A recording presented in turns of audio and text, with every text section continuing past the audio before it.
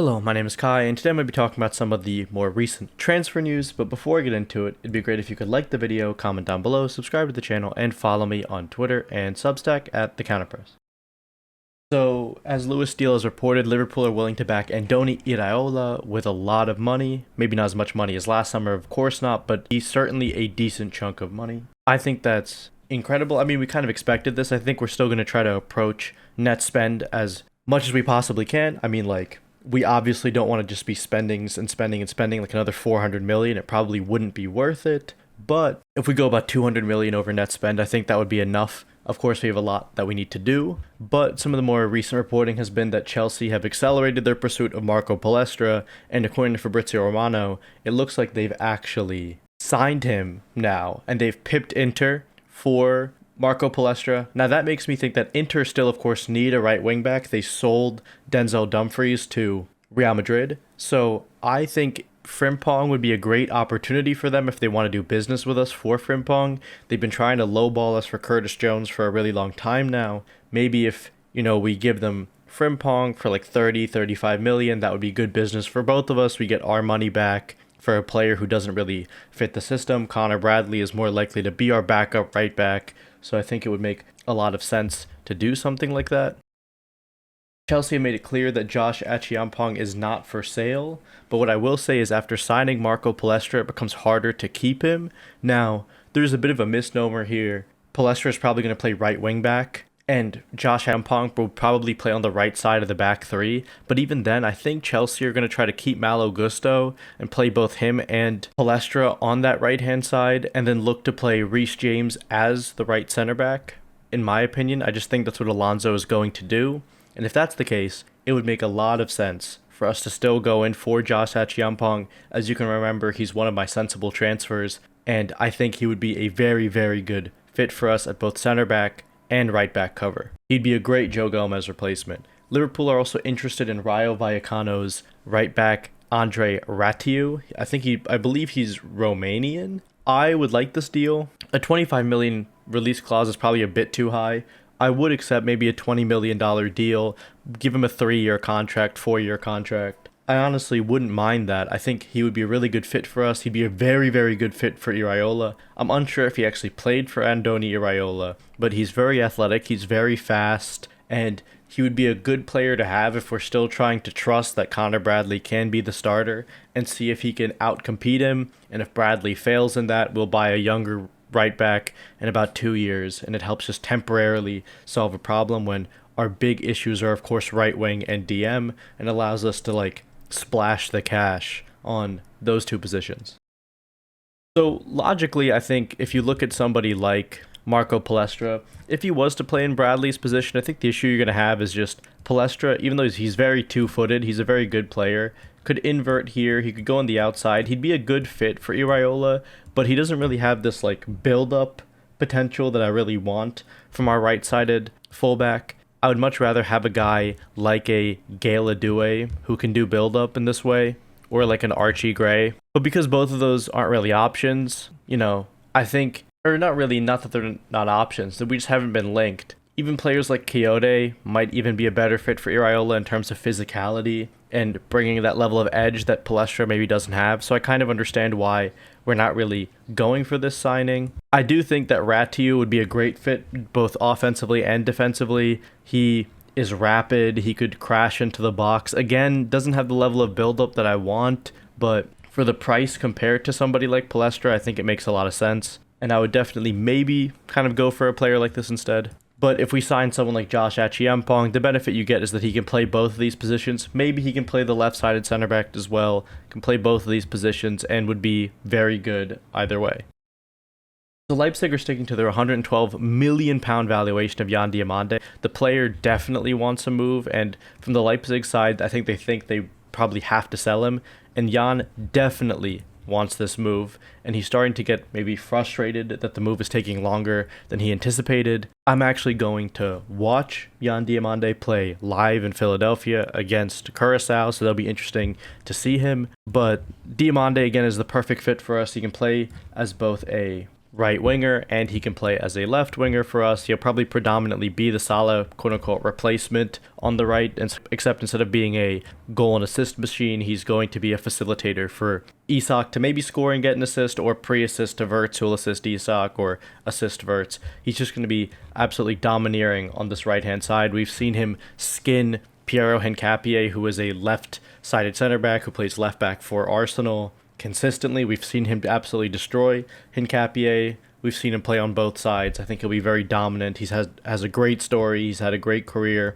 He's on a good trajectory. He hasn't played a lot of minutes yet, and he's already this good, which means that there's a lot of scalability. Iraola can work his magic and continue to develop another player. I think Diomande could be excellent for us. I'm actually backing now the idea of just paying whatever it takes and using whatever money is left over to fix the rest of the squad, regardless of how much that is. We basically need massive outlays on DM and right wing, and afterwards we can just kind of sign young squad players like a Victor Munoz to, fill out the rest of the squad.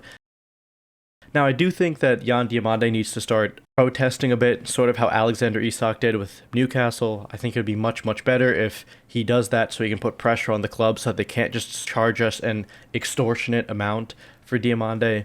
I was already uncomfortable with 100 million euros. 100 million pounds I think is still insane, but you have to pay what you have to pay ultimately for the best in class. But 112 million pounds, I mean, it's getting absolutely ridiculous. So the Gakpo situation is worth keeping an eye on, and it also looks like Federico Chiesa was going to leave but might stay for a bit longer, for at least preseason, under Andoni Iraola. I think with both of these players, the concern that you probably have is fit. You could say that Cody could play as a left winger or as a striker for Andoni Iraola. I think he's more likely to be striker backup until Hugo's back, could maybe do the inside forward role, but if Spurs want him and he's having a really good World Cup, I wouldn't mind selling him, but with the precedent set by Anthony Gordon and Jan Diomande, I would want close to 100 million euros for Cody Gakpo. I think in this market, for somebody who gets as many goals and assists as Gakpo does, it's with his level of versatility and being a Dutch international,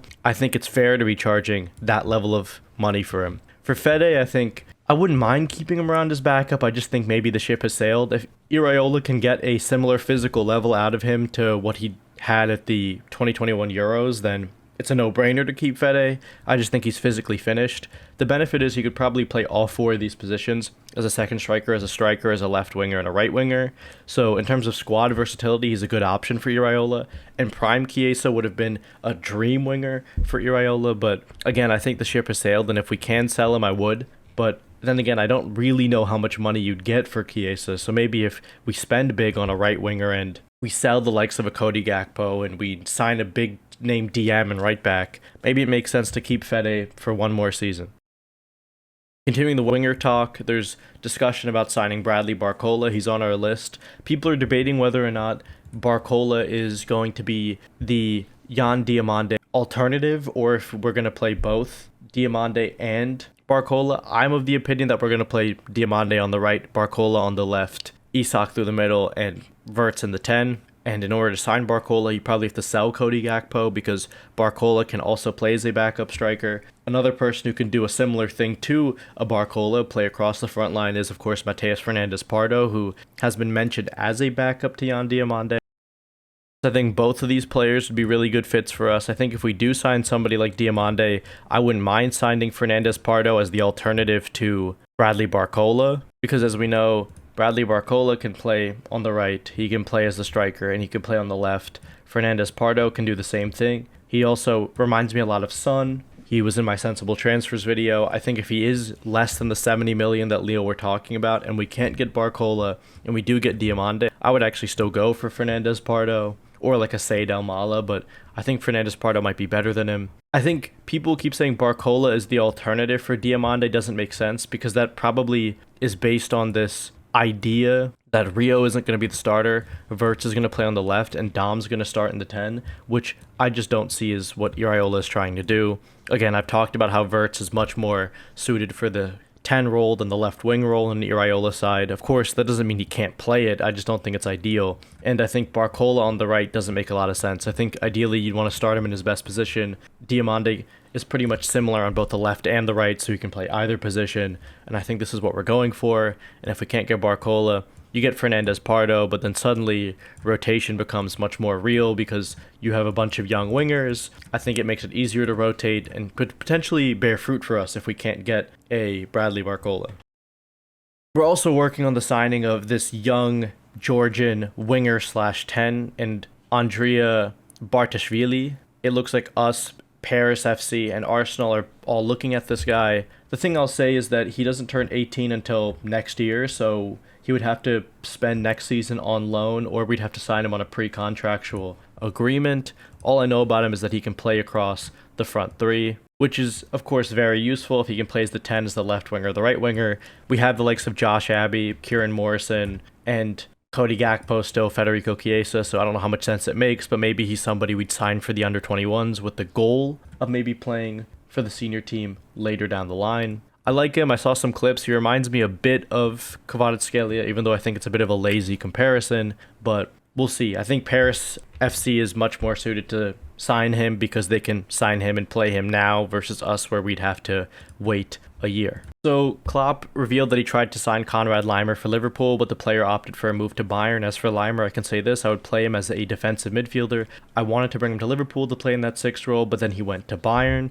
I remember a lot of transfer talk back during that time that we wanted Konrad Laimer, and I always thought it was a bit of a lie, but it kind of makes sense. The benefit of somebody like Konrad Laimer is that he can play as a 6 for you, he can play as an 8 for you, and he could play as the right back. So I get it from a versatility perspective. I also like him. He's a pretty good presser and he moves well, decent passer. But ultimately, there are probably better options out there, and it's just another reason why you probably don't want Klopp to be your sporting director.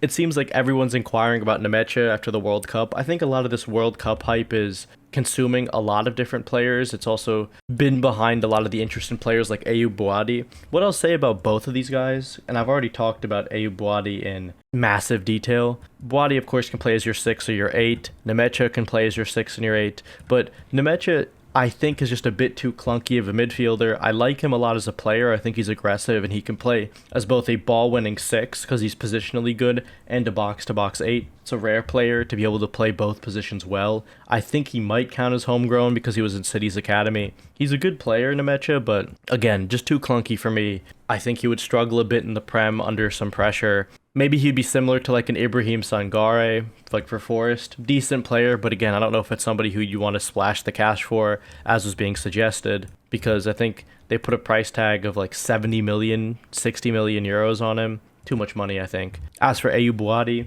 good young player. He's somebody I'd sign, but he doesn't automatically fix your 6 issue, and I think we need a starter in that position for sure. But speaking about starters, it looks like we're not moving for a likes of a player like Adam Wharton, which confuses me a bit. I kind of get it from a stylistic perspective in terms of the out-of-possession game of Andoni Iraola. Somebody like Adam Wharton playing in this position is probably less suited than a Mamadou Sangare who can cover ground, or Lamine Camara who can cover ground, or an Alex Scott who can maybe cover ground. But again, he is somebody who is able to contribute to like the direct attacks that Iraola wants. He can ping balls from long, he can thread the through ball. But again, maybe it's the out of possession game, maybe it's the price tag. We initially heard it was going to be a 60 million euro or pound gentleman's agreement with Steve Parish at Palace, but now it's looking like that's not true. It looks like that was contingent if they didn't make European qualification or something, and now it looks like we're going to have to pay a lot of money, and with Elliot Anderson probably going for around 130 million, they might want around 100 million for Wharton. Maybe we'd much rather sign like 2 players, like a Kamara and a Sangare for that price. Maybe Scott's going to be cheaper. Archie Gray, who's maybe more versatile, can play right back and in the 6. But we'll see if it's just journalist talk or if we've actually backed away from the deal. It looks like we're prepared to keep Curtis Jones. I know Villa are also after him, but it looks like the Inter dialogue has ended. They keep lowballing us. If Villa end up paying a lot of money for him, we'll probably sell him. Again, I want to keep Curtis Jones because of the club-trained homegrown thing in the UCL. We need 4 of those.